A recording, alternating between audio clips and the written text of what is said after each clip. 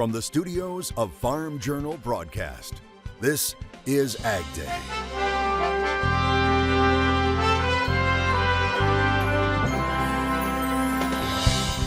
Going their own way. Putting that first seed in the ground and being, at risk on your own operation for the first time was really exciting. We meet two next-gen farmers from Louisiana. The fight against avian flu, see what Dutch researchers have uncovered, and just how many corn acres got planted, or did farmers switch more acres to soybeans? So there is room to improve overall on both corn and beans. The key report we'll be watching that could be a big market mover right now on AgDay. AgDay, presented by Pioneer. What's next happens when experience meets expertise. Pioneer. What's next happens here. Good morning, I'm Clinton Griffiths. Later this week, we'll get a better idea of just how big this year's corn crop could be. The latest supply and demand report from USDA will be released on Wednesday. AgDay's Michelle Rook joins me. Michelle, there's another report this month that some are saying could be the most important report of the year. Yeah, that's right. USDA's acreage report to be released at the end of this month will be the most widely watched report of the season. With some of the weather issues that we saw this spring, there's a big debate about how many of the intended 90 million acres of corn actually got planted, how many got switched over to soybeans, or even how many acres were put into prevented plant. USDA's crop progress report has been giving the market the sense the crop is in good condition and the corn would get planted. Corn acreage estimates for USDA's acreage report on June 28th range from 87 to 93 million acres, which is a wide spread. Even with 180 bushel per acre yield, that's a 1 billion bushel production difference. I don't think it's on either one of those. I think that's too extreme in both scenarios. If it is 87 and we have any weather problem whatsoever, you're looking at need to ration corn. You could make a case for anywhere from $6.50 to $8 corn.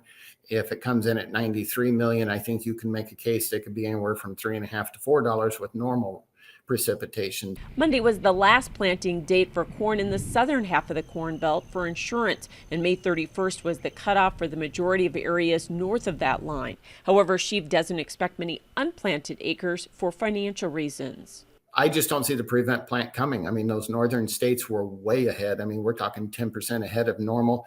The producers I've been talking to across most of those areas all got their crop planted. He's not looking for many acres of corn to be switched to beans either, at least where fertilizer was applied. I don't see the acre switch happening. I think that the most important thing to remember about that March report was there weren't enough acres compared to past history of what we actually get planted. So there is room to improve overall on both corn and beans. And he predicts corn yields in the June WASDE will remain at 181 bushels, as USDA rarely makes adjustments this early. They've only changed it twice since 2013. I certainly hope they don't change it, only because I don't see the reason with as good a crop yields as we got going. We got a lot of that crop planted on time. Yes, there is some replant in pockets, but that's not generally a very wide problem. Are trendline yields still possible on corn? Sheave says even with some areas not getting planted in the optimal window, with less drought areas, it will be more likely. I'm Michelle Rook reporting for AgDay. And we're getting a better look at exactly how last year's crop played out when it comes to insurance. USDA reporting that due to an increase in the popularity of forage policies, crop insurance coverage exceeded 500 million acres in 2023. That marks the highest level ever. Enrollment in crop insurance has surged 85% since 2016. Now, taxpayer-subsidized crop insurance, the largest USDA agricultural support, is projected to cost $125 billion over the next 10 years. That's significantly higher than the $61 billion price tag for traditional crop subsidies. Farmers pay roughly 38% of insurance premiums, with the government covering the rest. Wyoming has become the 12th state to have dairy cows infected with H5N1. The state veterinarian confirming the case of highly pathogenic avian influenza, continuing to stress the risk to human health in cattle is low. Now, the case was first identified in the state in samples received by the Wyoming State Veterinarian Laboratory. It's not known where the infected cattle are located in the state. APHIS on its website confirming the case in Wyoming and more cases in Texas. Meanwhile, the fight against the virus continues and there's some positive progress. Dutch researchers reporting they have found 2 vaccines against avian flu were effective at protecting laying hens. The Ministry of Agriculture, Nature and Food Quality in the Netherlands reporting it is already preparing the next steps aimed at enabling avian flu vaccination in the country and setting up a monitoring program. The researchers launching a study in September of last year, vaccinating 1,800 laying hens at 2 commercial poultry facilities. After 8 weeks, some of the vaccinated chickens were taken to a lab and infected with the virus. They report that so far, no vaccinated chickens have contracted the flu, while unvaccinated birds in the control group did get sick. The excessive heat continues in portions of the Southwest, while other areas of the West could be in for some rain. Soon, meteorologist Martin Lorimore has an update for us. Yeah, it still is hot across most of the country. Not really seeing much relief anytime soon. We still got triple digits and temperatures getting into the 80s and even some 90s across places that don't necessarily want to see it. Look at, let's see, Jacksonville, 100 degrees for today. As we get into our overnight, see highs and lows in the 70s and 80s, but we're just bouncing right back. You can see 90 stretching all the way up to Omaha. Look at that. Chicago, St. Louis nearing 90 degrees as well. Denver, Mile High City, sitting at 95. Phoenix, of course, expected to see that warm weather, but still 112 is a bit excessive there. And unfortunately, with this heat dome kind of not wanting to go anywhere over the next couple of days, it is going to be staying very toasty across the southern part of the nation. You can see the heat dome slowly but surely moving its way across the central and eastern portion of the nation by the time we get into our weekend forecast, and that'll stick around across most of the eastern part of our nation by the time we get into our Sunday. So be aware, it's going to be looking very warm across not just the west, but soon enough the east. Take a look at this right here. This is out of Oklahoma. Take a moment just to enjoy this spectacular picture. Actually, my own home state of Oklahoma. Folks over at Frederick Harvesting sharing this one, saying the harvest of the wheat crop there, dusty, sunset, but a busy day nonetheless. Crews now moving into Kansas over this weekend. You don't get amazing sights like this just every day. I'll have more on the forecast coming up. Wheat and cotton continue to pull back, but cattle and soybeans find a reason to rally. We'll talk markets coming up next. And later, we'll meet 2 next-gen farmers building their business together rather than alone. We're off to Louisiana in the country.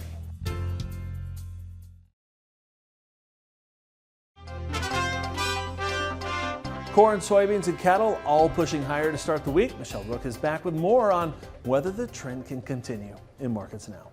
Mixed closes in the grains on Monday. Randy Martinson with Martinson Ag is here with analysis. So Randy, we did see corn and soybeans higher. Wheat had a horrible day, so it was really impressive to see corn end higher. So do you think that was weather or what pushed that market? I think it's a couple of things. I think weather was one of them. I mean, they're talking about a little warmer conditions for the Corn Belt. Right now with the late planting, as wet as it's been, not much of a root system. That's certainly a high pressure ridge developing would be a little bit friendly to this market. But I also think, that they did see, I think corn is also seeing some because of the demand. Again, export inspection numbers were over 1 million metric ton, and we continue to see good demand for the corn. Definitely, that was a bright spot. Soybeans were higher and kind of pushed by the meal market. Where's the strength in the meal market coming from at this point? I think it came from a couple different places. One, we continue to hear talk about Argentina, still planning on going on strike. But I also think some of it could have come from the NOPA crush numbers being adjusted a little bit higher off of that discrepancy. So I think that those 2 things came in to help push the soybean market a little bit. And the fact that now it looks like we're going to get all the crop planted, and maybe we're not going to see an increase in soybean acres. And again, it was impressive to see soybeans close higher with wheat lower, and the fact that export inspections were not very good Monday morning, were they? Not for soybeans, they weren't. I mean, we continue to see a lot of the demand switch over, continue to be with Brazil, and we haven't been able to see much demand come to the U.S. We had that export sale last week, and hopefully we were hoping that we could start to see a little bit more demand start to switch to the U.S., but it just hasn't followed through yet. And the wheat market had a horrible day, more double-digit losses and new lows for the move. That's not all technical. Is this harvest pressure or what? Yeah, I think there was a trifecta that hit the wheat. I think, part of it was harvest pressure coming from the U.S. end because of better than expected yields being reported out of the southern plains. We had a higher dollar today. I think that kind of hurt the market a little bit. And then also there, some rains fell in the Black Sea region with more rains on the horizon. A third of the country is still going to be somewhat in dire need of rain, but it is starting to improve. Yeah, it's been tough. 9 down days there. All right, thanks, Randy. Randy Martinson, Ag. We'll have more AgDay coming up. Watch Markets Now with Michelle Rourke on the Farm Journal YouTube channel, keeping you updated throughout the day on the markets at the open, midday, and close. Find out what moved the markets today and what to expect the market to do next.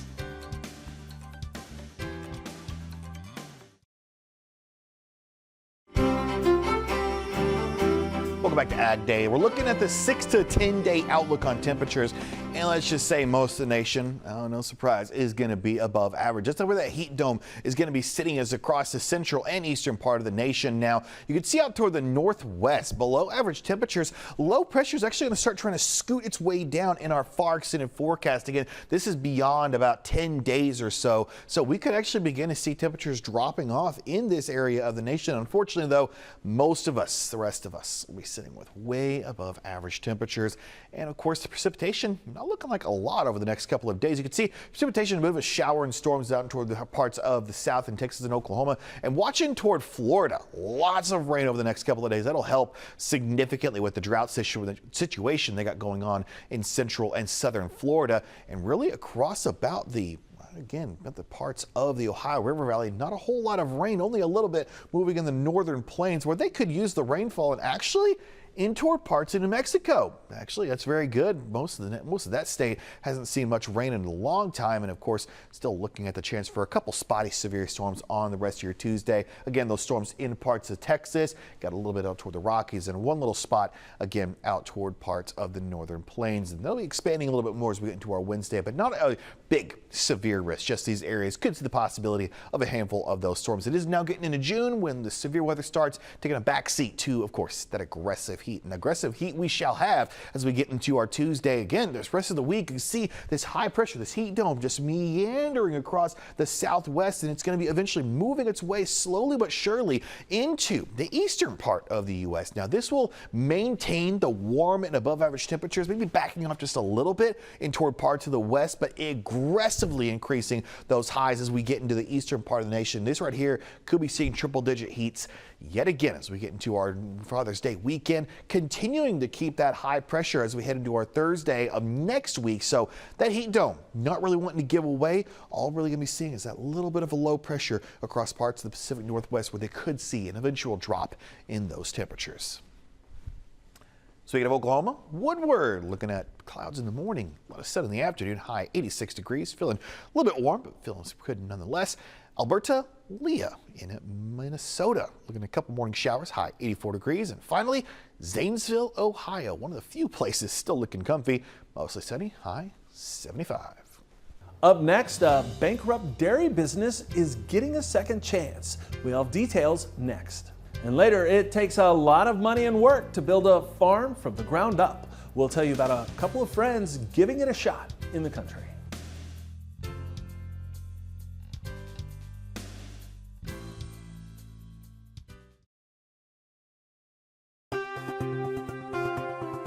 China is calling for an investigation into the import of some dairy products from the EU. Reuters reports the European Union exported $1.84 billion in dairy products to China last year. Now that's down from about $2 billion the previous year.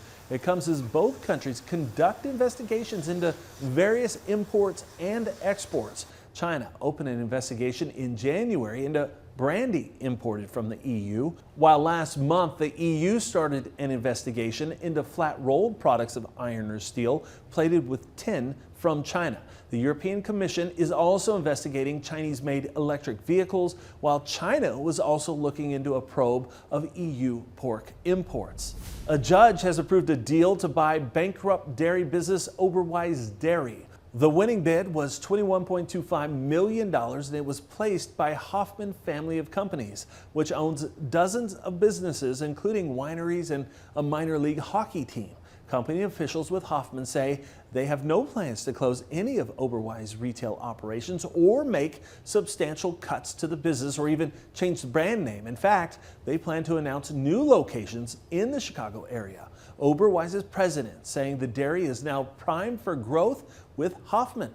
Oberweis is based in North Aurora, Illinois. The 109-year-old business delivers milk in glass bottles and has nearly 40 ice cream and dairy stores in both Illinois and Missouri. It filed for Chapter 11 bankruptcy protection in federal court in Chicago back in April, listing more than $4 million in debt. Speaking of business, running a farm can be a real challenge. So is starting one from scratch. We'll tell you how two friends are pursuing it in Louisiana, next in the country.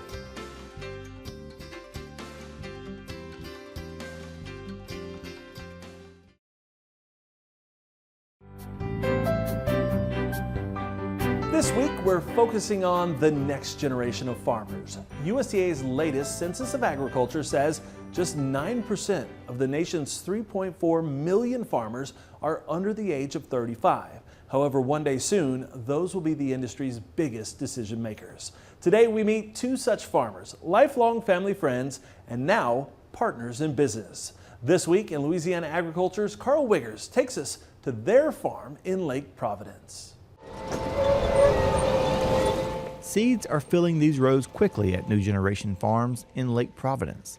Over the past few weeks, that's been tough with weather not cooperating. Nolan Parker is one of the partners on the farm. He formed this farm partnership in 2022 with Matt Brown, a lifelong family friend. You know, that first crop was really exciting, just putting that first seed in the ground and being, at risk on your own operation for the first time was really exciting. And it was a lot of fun. We learned a lot, obviously, whether it's labor, equipment, planting, harvesting, different practices. It's all going to take a minute to come together. But I think we've done well at adapting, to the changes and challenges that we faced throughout the year. Nolan's father, Tap Parker, once served as the East Carroll Farm Bureau president, and he continues to farm nearby. Brown says having Mr. Tap as a mentor has been a huge help. Mr. Tap's kind of like a mentor to me, and he's kind of walked us through this process. He kind of started from the ground up, and he's been really instrumental about how to kind of, work this equipment because it's really hard financially to get started. Nolan says while it's great to have that family support in agriculture, he has also seen great value in starting his own farm outside of an established family business. Dad also encouraged this, he encouraged me to come back, create my own partnership, take my own risk, know what the experience is like taking out your own crop loan and, putting your money on the line like that and taking a risk, instead of coming back in the family operation. Part of that experience, according to Brown, is being outside and growing a crop just like many generations have before him. I just like being outside and being able to do something that I grew up doing. It's just every part about it, kind of having to, freedom to kind of work the land and, produce a crop that makes you money. On some years it does, some years it doesn't. You just hope it's more than not. Now that money part, it's important. Farmers like Brown, Parker, and their workers need to make a fair living while growing crops to put food on our tables.